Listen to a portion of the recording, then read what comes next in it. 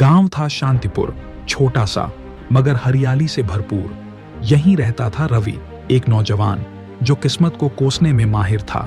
रवि का जीवन कठिनाइयों से भरा था। बचपन में पिता खो गए, मां ने मजदूरी करके पाला। पढ़ाई में वो होशियार था, लेकिन पैसों की कमी के कारण उसे स्कूल छोड़ना पड़ा।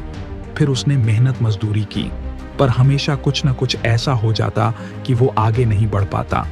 कभी फसल खराब हो जाती, कभी बीमारी लग जाती, तो कभी कोई उसे धोखा दे जाता। हर बार रवि गुस्से से भर जाता और अपनी किस्मत को कोसने लगता। ये कैसी किस्मत है मेरी? क्यों हमेशा मेरे साथ ही बुरा होता है? मैं कभी खुश नहीं रह पाऊंगा। वो अक्सर ये बातें अपने आप से कहता। गांव के बुजुर्ग रामलाल रवि को बचपन से जानते थे। वो हमेशा रवि को समझाते थे, बेटा, किस्मत को कोसने से कुछ नहीं होगा। जो कुछ भी हुआ वो बीत गया। अब आगे देखो और मेहनत करो, अपनी किस्मत खुद लिखो। लेकिन रवि को रामलाल की बातें समझ में नहीं आती थीं। उसे लगता था कि रामलाल सिर्फ बातें कर रहे हैं, उन्हें उसकी तकलीफ का अंदाजा नहीं है। एक दिन रवि गांव के बाहर एक बरगद के पेड़ के नीचे बैठा था। उदासी उसके चेहरे पर साफ झलक रही थी।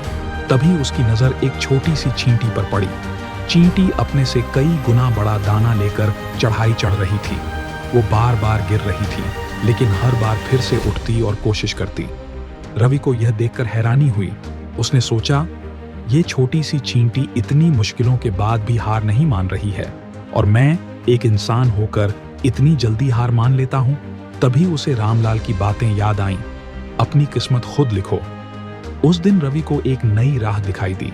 उसने सोचा, अब मैं अपनी किस्मत को कोसना छोड़ डाच दूंगा और अपनी मेहनत से अपना भविष्य बनाऊंगा। उसने सबसे पहले गांव के सरपंच से बात की। सरपंच ने उसे गांव में चल रही एक नई योजना के बारे में बताया। सरकार गांव में एक हस्तशिल्प केंद्र खोल रही थी, जहां गांव के लोगों को अलग अलग तरह की कला और शिल्प सिखाई जाएगी। रवि को कला में थोड़ी रुचि थी, इसलिए उसने केंद्र में दाखिला लेने का फैसला किया।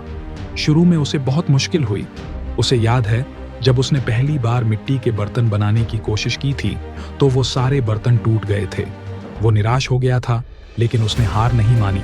उसने बार बार कोशिश की और धीरे धीरे वो मिट्टी के बर्तन बनाने में माहिर हो गया। फिर उसने लकड़ी की नक्काशी सीखी। यह काम भी मुश्किल था, लेकिन रवि ने अपनी मेहनत और लगन से इसे भी सीख लिया। कुछ ही महीनों में वो गांव के सबसे अच्छे हस्तशिल्प कारीगरों में से एक बन गया। उसके बनाए हुए मिट्टी के बर्तन और लकड़ी की नक्काशी गांव में ही नहीं, बल्कि आसपास के शहरों में भी मशहूर हो गए। लोग दूर दूर से उसके बनाए हुए सामान खरीदने आते थे। रवि ने खूब पैसे कमाए। अब रवि ने एक छोटा सा घर बनवाया। उसने अपनी माँ के लिए एक गाय खरीदी, ताकि उसे दूध के लिए कहीं और न जाना पड़े। उसने गांव के गरीब बच्चों के लिए एक छोटा सा स्कूल भी खोला, ताकि वे भी पढ़ लिख सकें और आगे बढ़ सकें। रवि का जीवन अब बदल चुका था। अब वो किस्मत को कोसने वाला रवि नहीं था, बल्कि अपनी मेहनत और लगन से अपनी किस्मत लिखने वाला रवि था। एक दिन रामलाल रवि के घर आए। उन्होंने रवि को गले लगाया और कहा, मुझे पता था कि तुम कर सकते हो। मैंने हमेशा तुम पर विश्वास किया है। रवि ने रामलाल के पैर छुए और कहा, आपने मुझे सही रास्ता दिखाया बाबा। आपकी बातों ने मुझे हिम्मत दी। रामलाल मुस्कुराए और कहा, किस्मत तो बस एक मौका देती है बेटा।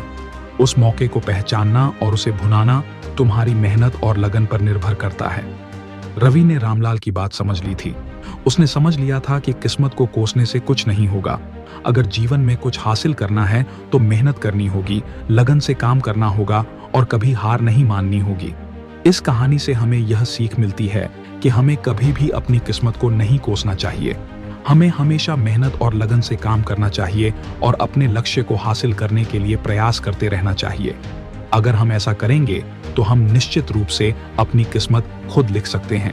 दोस्तों, अगर आपको इस कहानी से कुछ सीखने को मिला हो तो हमारे चैनल आरडी मोटिव को सब्सक्राइब जरूर कीजिए, ताकि आने वाली ऐसे ही और भी मोटिवेशनल कहानियां हम आप तक पहुंचा सकें। धन्यवाद।